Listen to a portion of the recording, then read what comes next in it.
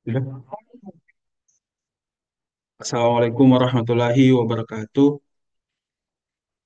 Perkenalkan nama saya Rifai dengan NIM A35122058, Program Studi Pendidikan Geografi, Fakultas Keguruan dan Ilmu Pendidikan Universitas Tadulako.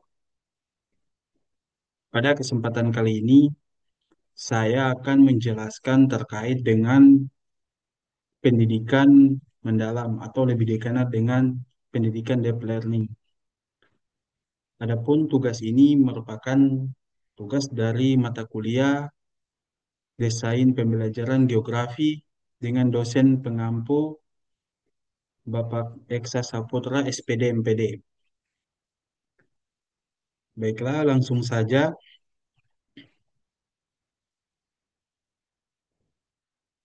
Yang pertama, kerangka kerja pembelajaran mendalam yang terdiri dari tiga bagian. Yang pertama yaitu prinsip pembelajaran pendidikan mendalam. Yang kedua, pengalaman belajar pendidikan mendalam. Yang ketiga, kerangka pembelajaran pendidikan mendalam. Ya, yang mana poin pertama memahami prinsip pembelajaran mendalam. Di sini terdapat tiga poin penting. Yang pertama, berkesadaran, kedua bermakna, ketiga pentingnya. Maksud dari berkesadaran yaitu dalam pembelajaran, pengalaman di mana peserta didik aktif dan mampu mengetahui diri sendiri. Dengan kesadaran belajar, mereka memahami tujuan pembelajaran, termotivasi secara intrinsik, dan mengembangkan strategi untuk mencapai tujuan, sehingga mampu memperoleh pengetahuan dan keterampilan sebagai pembelajaran sepanjang hayat. Yang kedua, bermakna. Yang mana bermakna ini terjadi ketika peserta didik menerapkan pengetahuan secara kontekstual, fokus pada aplikasi untuk mendukung retensi jangka panjang. Ini terhubung dengan lingkungan mereka, membantu memahami diri dan kontribusi, serta melibatkan isu nyata dan masyarakat sebagai sumber pengetahuan sambil menumbuhkan rasa tanggung jawab dan kepedulian sosial. Poin yang ketiga, pentingnya, yang mana pembelajaran yang mengembirakan menciptakan suasana positif, menantang, dan menyenangkan, sehingga membantu peserta didik terhubung secara emosional.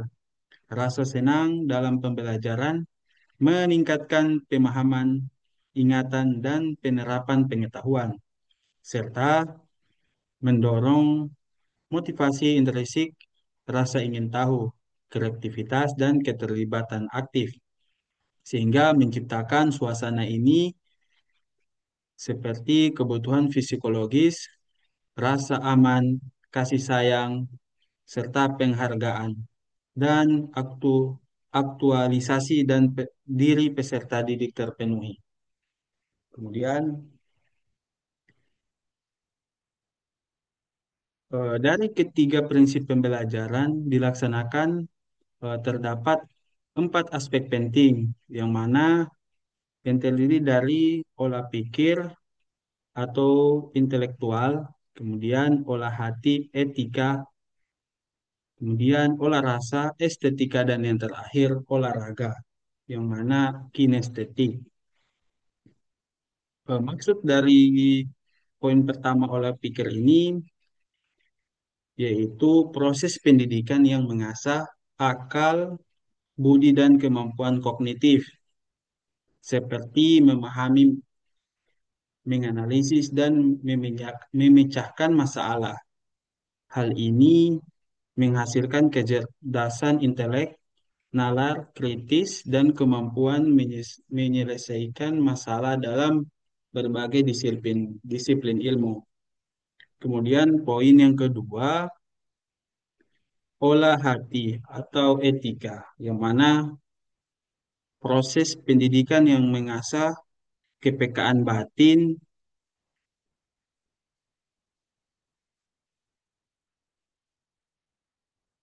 yang mana mengasah kepekaan batin dan membentuk budi pekerti serta menanamkan nilai-nilai moral dan spiritual sehingga fokus pada pengembangan aspek emosional, etika dan spiritual peserta didik. Yang kemudian yang ketiga, olah rasa estetika, eh, proses pendidikan yang mengembangkan kepekaan estetika, empati dan kemampuan menghargai keindahan serta hubungan antar manusia. Peserta didik diajak untuk mengapresiasi seni, budaya dan alam yang memperluas atau memperhalus perasaan dan jiwa. Kemudian poin terakhir yang keempat, olahraga atau kinestetik. Eh, menga- Olahraga merupakan bagian penting dari pendidikan yang bertujuan untuk menjaga dan meningkatkan kesehatan fisik serta membentuk karakter melalui aktivitas fisik. Dari keempat poin ini merupakan prinsip pembelajaran yang termuat dalam pembelajaran deep learning.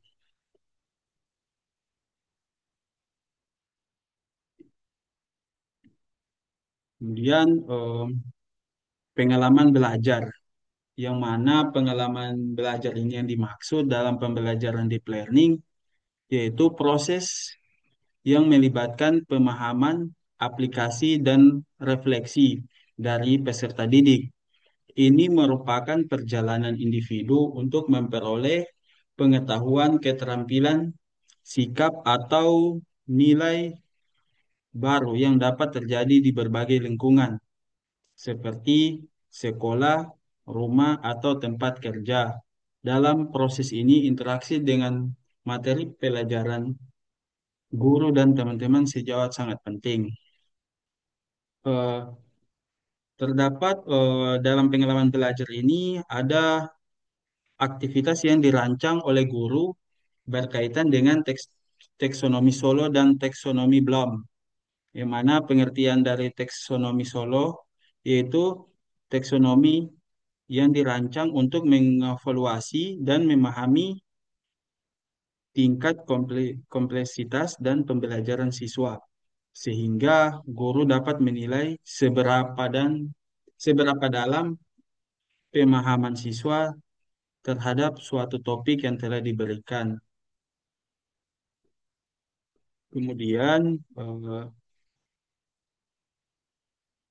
taksonomi Solo juga mempunyai tingkat hierarkis, yang mana terdiri dari 5 poin. Yang pertama, prastruktural, artinya siswa tidak memahami materi.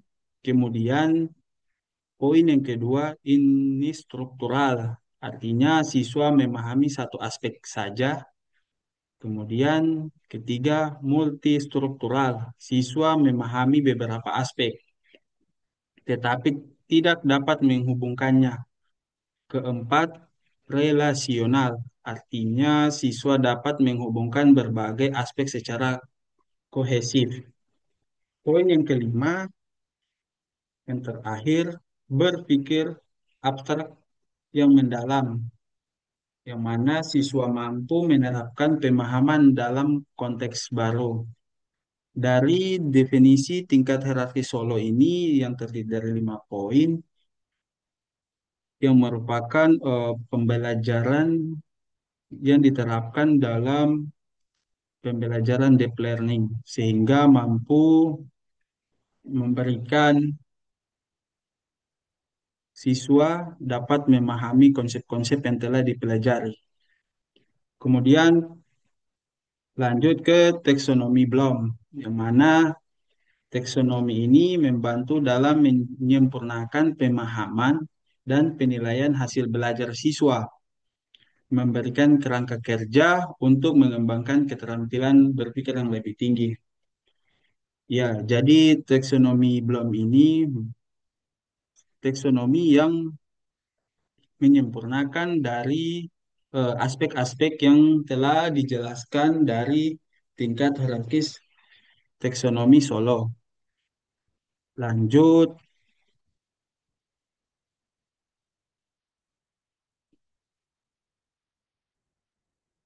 pengalaman belajar dalam pembelajaran mendalam diciptakan melalui tiga proses utama. Yang pertama yaitu memahami, kedua mengaplikasi, ketiga merefleksi. Ya, jadi poin yang pertama yang mana memahami. Jadi arti dari memahami ini suatu proses melibatkan siswa dalam menginternalisasi informasi dan konsep yang diajarkan. Sehingga siswa tidak hanya mendengarkan atau membaca, akan tetapi juga berusaha untuk memahami makna di balik materi yang telah dijelaskan. Kemudian poin yang kedua, mengaplikasi, yang mana setelah memahami, siswa diharapkan dapat menerapkan pengetahuan yang telah mereka pelajari dalam situasi nyata. Ini bisa berupa tugas praktis, proyek, atau studi kasus. Poin yang ketiga, merefleksi, yang mana proses refleksi adalah yang dimaksud langkah penting di mana siswa merenungkan pengalaman belajar mereka. Dalam hal ini mampu mengevaluasi apa yang telah dipelajari, bagaimana mereka mengaplikasikannya, dan apa yang bisa diperbaiki di masa akan datang. Jadi dari tiga poin pembelajaran deep learning ini sangatlah penting dalam konsep pembelajaran untuk sekarang ini sehingga siswa mampu menerapkan materi-materi yang telah dijelaskan. Ya, lanjut. Kemudian kerangka pembelajaran. Fokus utama dari kerangka pembelajaran ini ialah mendorong pembelajaran yang lebih bermakna, relatif, dan kontekstual melalui praktik lingkungan dan kemitraan yang terencana.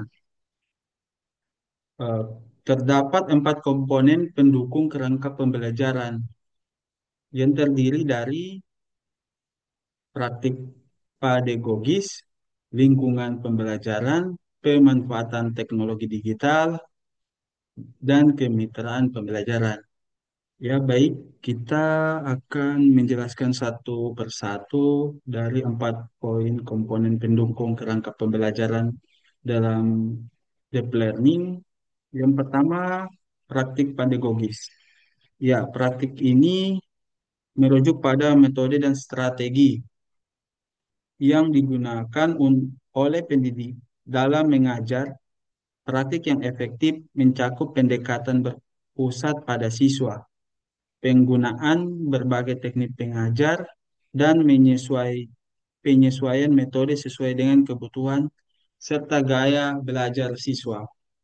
Jadi artinya di sini seorang tenaga pendidik mampu melakukan pendekatan pembelajaran yang fokusnya ke siswa sehingga mampu memberikan pemahaman yang lebih mendalam terhadap siswa. Kemudian poin yang kedua, lingkungan pembelajaran. Yang dimaksud dari lingkungan pembelajaran ini ialah pembelajaran yang mencakup semua aspek, baik fisik dan sosial, yang mempengaruhi proses belajar. Hal ini termasuk ruang kelas, kemudian suasana, interaksi antar siswa dan guru, serta didukung dari teman sebayanya. Kemudian poin yang ketiga, pemanfaatan teknologi digital. Yang menjelaskan terkait teknologi digital dalam pembelajaran deep learning ini yaitu teknologi yang memainkan peran penting dalam pembelajaran modern. Penggunaan alat dan sumber daya digital dalam hal ini seperti perangkat lunak pendidikan, platform pembelajaran online, dan sumber daya multimedia yang dapat memperkaya pengalaman belajar siswa. Kemudian poin yang terakhir, kemitraan pembelajaran. Ya, kemitraan pembelajaran ini sangat mendukung dalam artian melibatkan kolaborasi antara berbagai pihak, baik pihak sekolah, orang tua, komunitas, dan organisasi lainnya, sehingga mampu menciptakan kerjasama yang dapat memperkuat dukungan bagi siswa dan menciptakan peluang belajar yang lebih luas.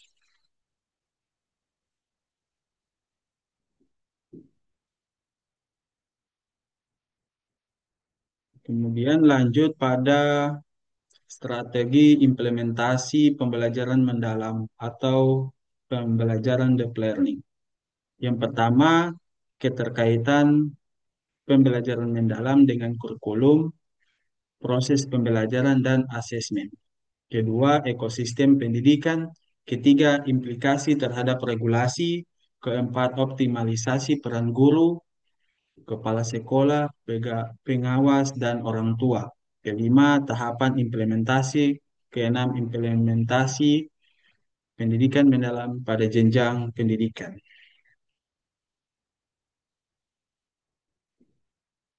Ya, poin pertama, keterkaitan pendidikan mendalam dengan kurikulum, proses belajar, dan asesmen. Implementasi pendidikan mendalam memerlukan penyesuaian kurikulum yang ada saat ini, sehingga mampu menyesuaikan pada kurikulum yang diperlukan untuk menerapkan pendidikan mendalam. Ada 4 poin yang perlu diterapkan dari pendidikan mendalam ini. Yang pertama, manajemen materi esensial mata pelajaran. Yang kedua, peningkatan keterlibatan belajar peserta didik. Ketiga, pengurangan beban administrasi bagi guru. Keempat, pemanfaatan teknologi informasi komunikasi dan digital.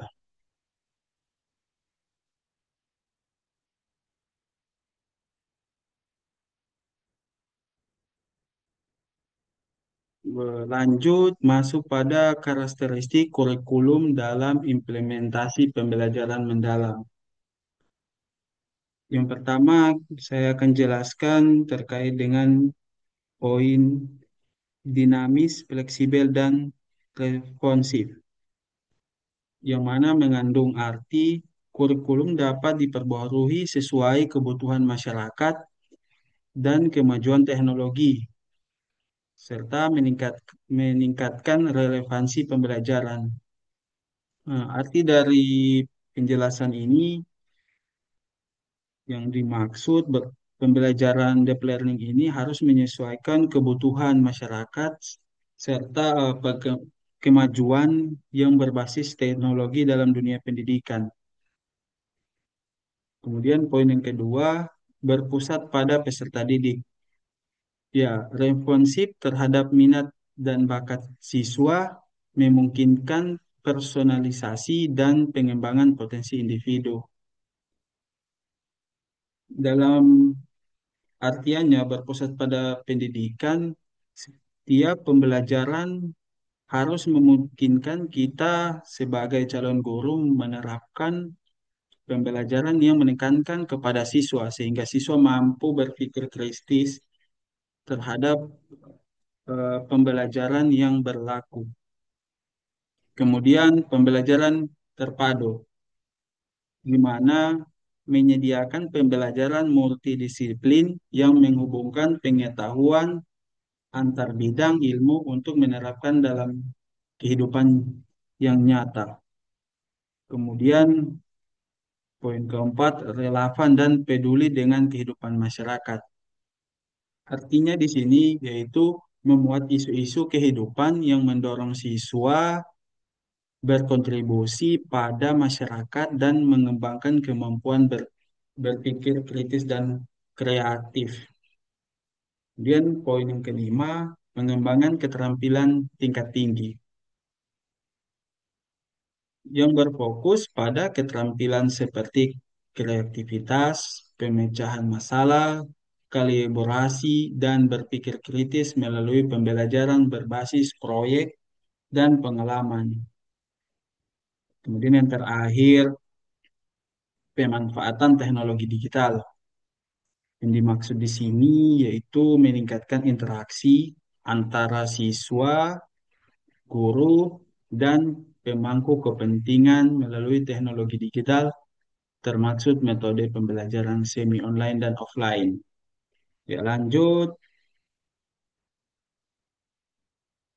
eh, ekosistem pendidikan deep learning, yang mana implementasi pembelajaran mendalam memerlukan dukungan dari ekosistem yang terdiri dari berbagai elemen yang saling berinteraksi. Ekosistem pendidikan memberikan gambaran menyeluruh tentang bagaimana pemangku kepentingan berinteraksi untuk memastikan bahwa kebijakan pendidikan mendalam dapat diterapkan dengan efektif dan sesuai berdasarkan keadaan yang berlaku. Yang pertama, poin yang pertama di sini saya akan jelaskan guru sebagai pusat dalam ekosistem pendidikan. Ya, jadi guru harus diposisikan sebagai pusat inovasi dalam pengembangan kebijakan pendidikan. Yang mana kita melihat dari gambar di samping ini, yang sebelah kiri eh, tingkat tertingginya itu pemerintahan pusat. Tapi ketika melihat gambar di sebelah kanan, untuk pemerintahan pusat itu berbanding terbalik. Guru yang menjadi pusat tertinggi, yang artinya terjadi transformasi peran, yang mana dari sistem top down ke bottom up, kemudian yang kedua mengubah guru dari posisi pasif menjadi aktif dalam pengambilan keputusan. Jadi sebelumnya guru itu hanya mengikuti dari kebijakan pemerintah yang memberikan terkait pengembangan pembelajaran. Akan tetapi untuk dalam pembelajaran deep learning ini, pemerintahan pusat, baik pemerintahan daerah akan menyesuaikan kebutuhan yang berlaku untuk tenaga pendidik, khususnya seorang guru. Ya, lanjut, peran utama guru dalam pembelajaran deep learning. Yang pertama, aktivator.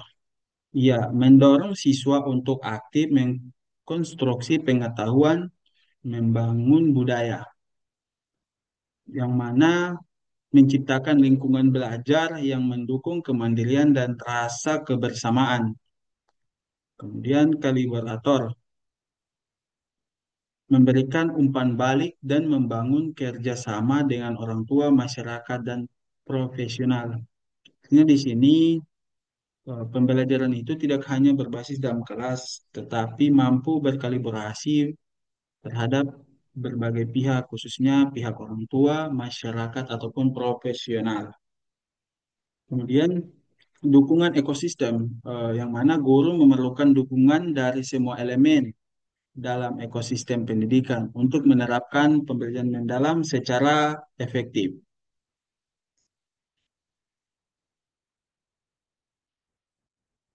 Kemudian elemen ekosistem pendidikan dalam implementasi pendidikan mendalam. Yang pertama yaitu satuan pendidikan.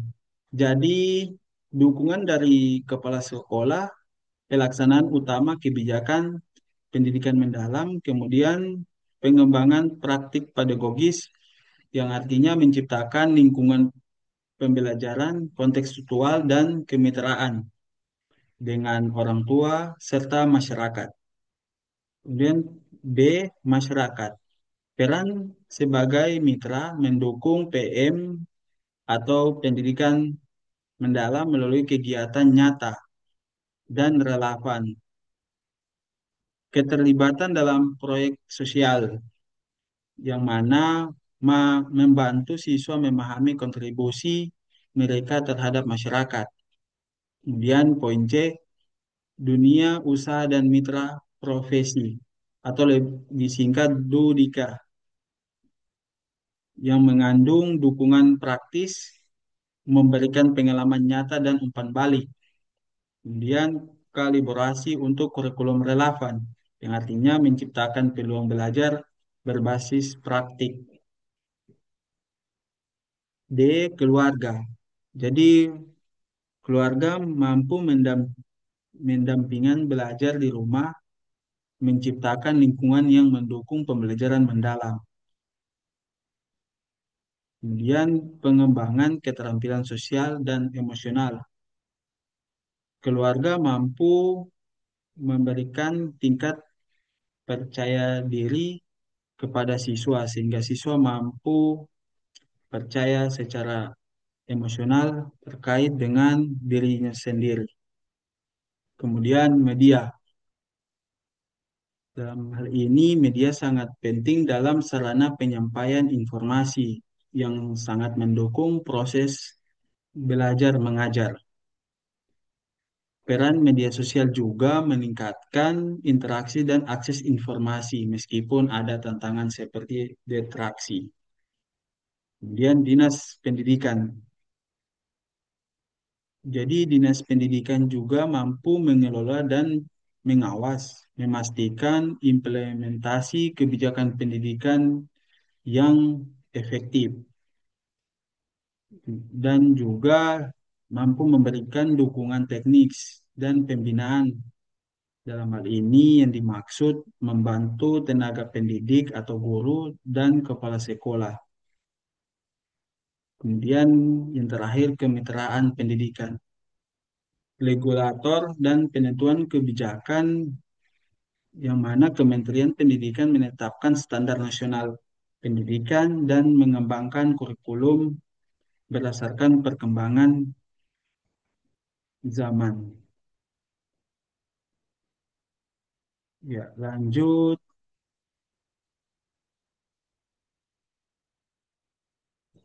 Teknologi digital pendukung implementasi pembelajaran mendalam, yang mana terdiri dari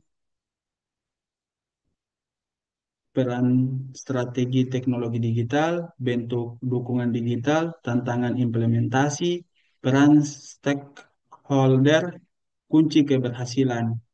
Yang pertama, peran strategi teknologi digital, di mana menciptakan pembelajaran yang lebih interaktif dan personal, relevan dan kebutuhan zaman, fleksibel, bisa diakses kapan saja dan di mana saja. Kemudian bentuk dukungan digital, yang mana bentuk dukungan digital ini yang bersifat platform dan aplikasi pembelajaran daring, sumber daya digital yang memperkaya materi ajar, kemudian tools untuk kolaborasi guru, siswa, baik orang tua. Kemudian tantangan implementasi. Tantangan implementasi ini yang mana terdiri dari variasi kemampuan digital guru sesuai usia, kemudian kebutuhan pelatihan berkelanjutan, kemudian penyediaan infrastruktur pendukung. Eh, Kemudian lanjut pada peran stakeholder. Peran stakeholder ini sekolah mendorong adopsi teknologi dengan menyediakan sarana prasarana untuk mendukung pembelajaran. Kemudian pemerintahan, kebijakan pendidikan digital didukung oleh infrastruktur, komunitas, wadah, seri pengetahuan teknologi. Artinya di sini komunitas sebuah kumpulan yang saling mendukung terhadap pengetahuan teknologi dalam pembelajaran deep learning. Kemudian kunci keberhasilan.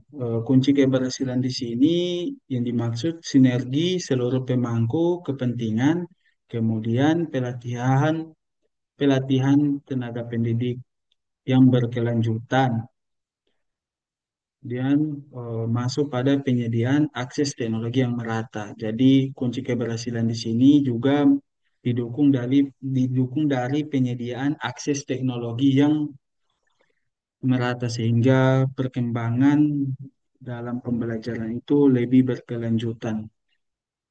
Dia masuk pada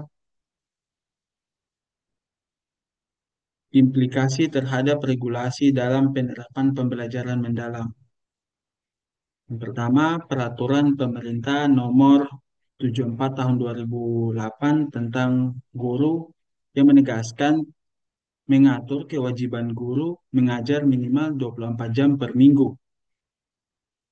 Kemudian perlu adanya peraturan menteri atau panduan untuk memberikan keleluasan dalam penerapan pendidikan mendalam tanpa melanggar regulasi yang ada. Kedua, peraturan Menteri Pendidikan, Kebudayaan, Riset dan Teknologi nomor 12 tahun 2024 yang menekankan kurikulum merdeka sebagai kerangka dasar dalam pendidikan untuk Indonesia, menekankan fleksibilitas dan pemberdayaan sekolah dalam mengelola pembelajaran. Diperlukan panduan operasional untuk mendukung implementasi pembelajaran mendalam secara efektif. Yang ketiga, rekomendasi penyesuaian regulasi, yang mana penyesuaian regulasi sebaiknya dilakukan pada tingkat peraturan menteri atau peraturan pemerintah.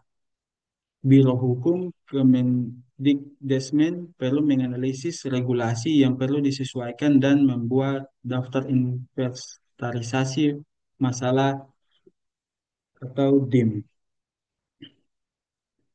Lanjut,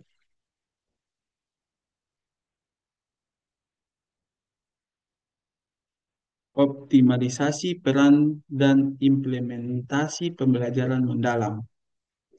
Yang pertama, optimalisasi peran guru. Ya, jadi tantangan yang dihadapi dari optimalisasi peran guru, yang pertama, kesulitan memahami capaian pembelajaran atau CP dan alur tujuan pembelajaran ATP. Kemudian, kedua, beban kerja administratif yang berat. Akan tetapi perlu diketahui terdapat juga solusi dari tantangan yang dihadapi, yang mana peningkatan kapasitas profesional melalui pendidikan dan pelatihan. Kemudian program profesi guru atau PPG dalam jabatan dan prajabatan dengan pendekatan pendidikan mendalam. Seleksi calon peserta PPG berdasarkan minat dan kemampuan akademik, penguatan kurikulum PPG dengan materi bimbingan konseling dan pola pikir bertumbuh. Kedua, optimalisasi peran kepala sekolah. Eh, Tantangan yang mana rendahnya pemahaman terhadap kurikulum merdeka, kesulitan dan dalam pembinaan dan pergerakan guru.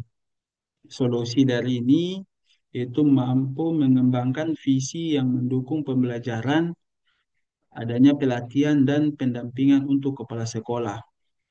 Kemudian ketiga, optimalisasi peran pengawas. Ya, jadi optimalisasi peran pengawas ini terdapat juga tantangan yang mana jumlah dan kualitas pengawas yang kurang, rentang kendali yang terlalu luas.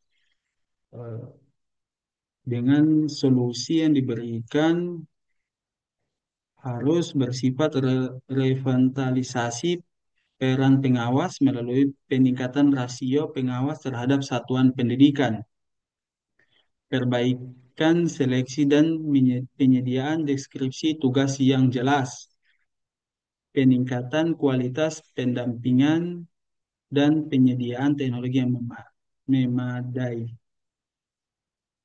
Lanjut, poin keempat, optimalisasi peran orang tua, masyarakat, dan pemerintah. Ya, tantangannya yaitu rendahnya kepedulian orang tua dan kemitraan dengan sekolah. Jadi, solusinya penguatan kemitraan antara sekolah, orang tua, masyarakat, dan pemerintah. Kemudian penerapan sistem pelatihan inovatif seperti pelatihan daring, webinar, blended learning. Yang terakhir, penlima pendampingan dan umpan balik. Ya, proses pembelajaran deep learning ini mampu menekankan tiga proses pengaman belajar. Yang pertama itu mengetahui, menerapkan, dan merefleksi. Kemudian pelatihan diikuti dengan penerapan di kelas dan refleksi untuk perbaikan praktik. Lanjut,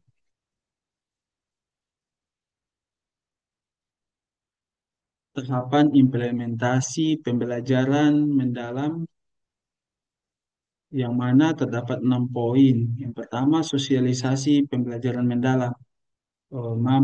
Yang artiannya di sini yaitu menginformasikan semua pemangku kepentingan tentang PPM atau lebih dikenal dengan pendidikan mendalam.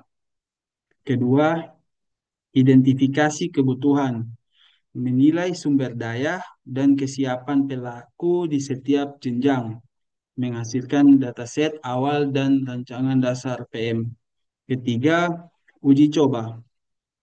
Mana uji coba di sini melaksanakan PM di lingkungan belajar nyata dengan jumlah terbatas, menghasilkan rekomendasi awal. Keempat, evaluasi dan perbaikannya, yang mana mampu menilai hasil uji coba dan memperbaiki sistem serta menghasilkan rancangan implementasi yang lebih akurat dan adaptif. 5. Penerapan luas, mengimplementasikan pembelajaran mendalam secara lebih luas dengan bukti tingkat keberhasilan di sekolah. Keenam, refleksi dan tindak lanjut. Jadi, mampu melakukan refleksi untuk perbaikan dan berkelanjutan.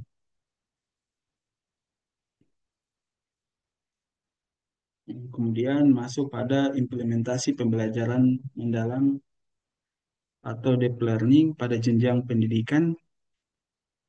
Yang pertama yaitu jenjang PAUD atau RA, yang mana fokus pada pengembangan sensoris dan motorik melalui pengalaman belajar yang menyenangkan dan eksploratif, mengutamakan aktivitas permainan, proyek, dan interaksi sosial untuk membangun fondasi spiritual, emosional, sosial, kognitif, dan karakter anak. Kemudian dua, jenjang SD atau MI, memfokuskan pada perkembangan pengetahuan, keterampilan, dan sikap. Pengembangan yang kemampuan berpikir kritis dan pemecahan masalah agar peserta didik dapat belajar bagaimana itu belajar. Kemudian ketiga, jenjang SMP atau MTS, memperkuat pemahaman konseptual, keterampilan berpikir kritis, dan komunikasi, mendorong peserta didik untuk memahami hubungan antar konsep dan penerapannya dalam kehidupan sehari-hari. Keempat, jenjang SMA atau MA, menerapkan PM melalui proyek lintas mata pelajaran dan penelitian berbasis masalah. Fokus pada pengembangan kemampuan berpikir tingkat tinggi, perencanaan karier, dan keseimbangan antara akademik dan non-akademik. 5. Jenjang SMK atau MAK, yang mana pengembangan kompetensi adiktif dan keterampilan vokasional yang relevan dengan dunia kerja, menggunakan pembelajaran berbasis proyek dan program TEVA untuk mendekatkan proses pembelajaran dengan kebutuhan industri. Yang terakhir, jenjang SLB, sekolah luar biasa, pendekatan individual yang disesuaikan dengan kebutuhan belajar anak berkebutuhan khusus atau ABK. Kemudian fokus pada pengembangan keterampilan hidup, sosial dengan metode adaptif dan pendampingan intensif.